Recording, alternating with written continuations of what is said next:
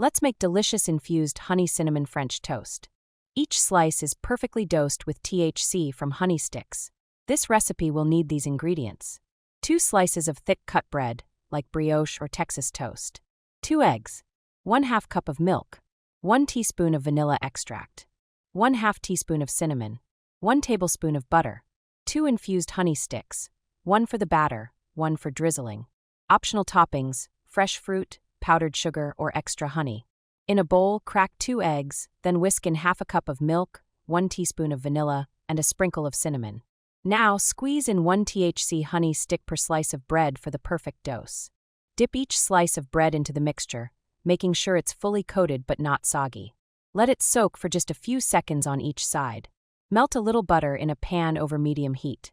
Cook each slice for about 3 minutes per side until golden brown and slightly crisp.